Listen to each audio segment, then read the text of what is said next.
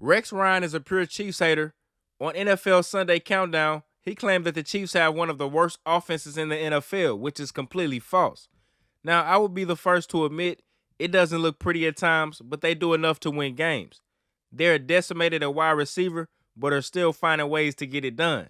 We know at some point this offense will get it together, especially towards the end of the season. Now, Rex Ryan praised Spags on our defense in these segments, but we can't give him a pass. He doubted the Chiefs all postseason. A few weeks ago, he crowned the Ravens the best team in football and Josh Allen the best football player in the NFL. When our offense starts clicking again and we continue to pile up W's, I'm sure Rex Ryan will be singing a different tune.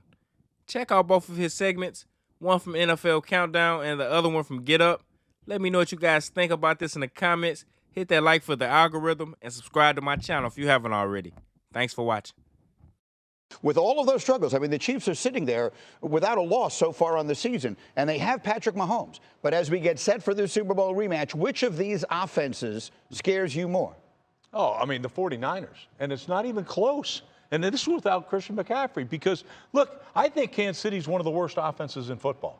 And statistically, it's pointed out that way. The Kansas City Chiefs. The Kansas City with Chiefs. Patrick Mahomes. The worst offense in football. On the planet is still, facts are facts. We watch the games, man. This is now a defensive football team. Their offense atrocious. I mean, look, they can't run the ball. Pacheco's out. They don't run the ball. They can't run the ball. They have no one to throw to. Travis Kelce's about the only guy, and he's not close to what he used to be. I mean, if we could say they got two horrible tackles. In the end, offense has got to score to win football games, and they're winning football games. They're winning because of their defense, though, Brew. Rex, you're speaking about the tackles. Yes, rightfully so, and I really believe at 4 o'clock that the San Francisco 49ers defense can take advantage, led by Bosa with them. I said this earlier, second in the National Football League in holding penalties. But when you have a guy, those highlights you put up with Patrick Mahomes at the Super Bowl, one of the biggest things that stood out there, how many times did he run the football? Yeah. So with a lot of the running game as Pacheco out, the offensive line penalties, you still have the #1 quarterback on the planet, Rex. That's right. And they're undefeated. So, yes, what we've seen from the Kansas City Chiefs in the past, led by, Travis Kelce and Patrick Mahomes, yes, it's going to change year in and year out. But one thing that I do see with the absence of Rashee Rice comes Travis Kelce. No touchdowns this season for Travis Kelce. He's going against the great linebacker and Fred Warner, so it'll be a chess match tonight, but I like Travis Kelce Randy, were you tonight. surprised Kansas City never made a move? This year, we've seen it years and years that they've always made a move in Shefty, too, for receivers. And they never made it. They let Amari Cooper go to Buffalo. I don't get that. Listen, they're looking around, but I think for the time being, they went into that Monday night game against New Orleans wanting to see how Kareem Hunt and Juju Smith-Schuster played. Both played exceptionally well, so they don't feel pressed to go make a move.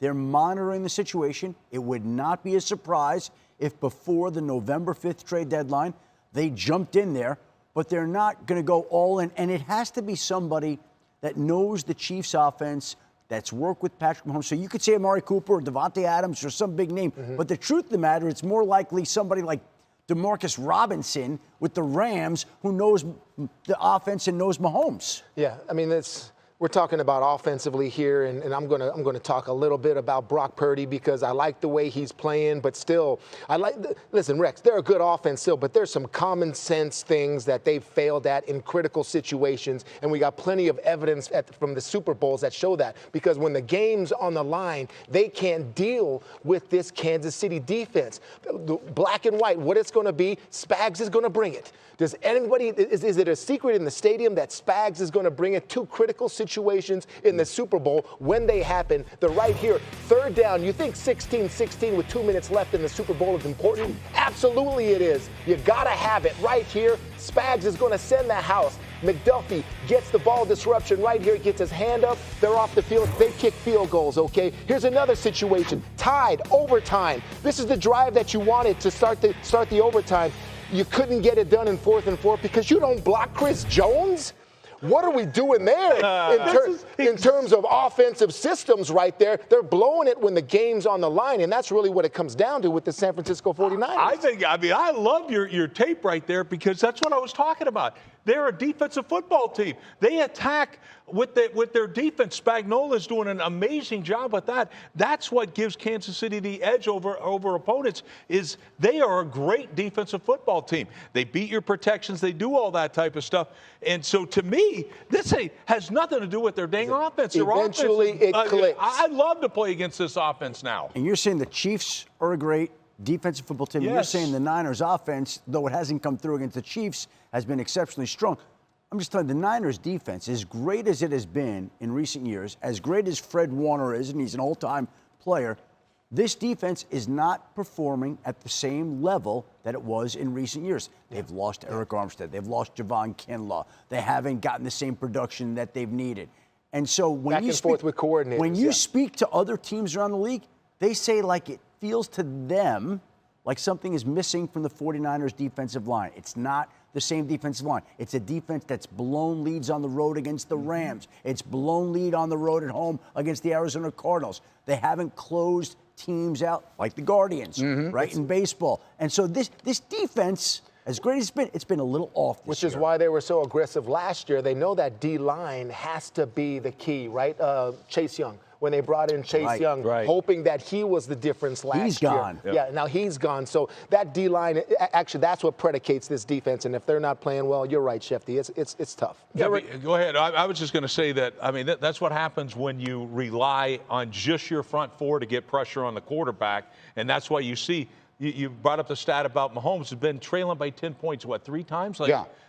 In the 4 matchups that he's had in his career against San Francisco and won all 4 games. Won all 4. But that's it. But when your system is just predicated on four guys winning, like the thing I love about Kansas City is, like with Spags, you don't know what you're going to get, where it's coming from. Are you going to get it? Whatever. He's so multiple. That's what gives him an edge over this San Francisco defense, especially in critical moments. So let me get this straight. We got a quarterback who's been great at overcoming 10-point leads against the 49ers. And we've got a team that's been adept at blowing 10 points. Against San Francisco for his career, and 6-0 are the Kansas City Chiefs this season. Now, you spent all of Sunday Morning Countdown yesterday telling me how good Kansas City isn't. What do we say after they beat San Francisco?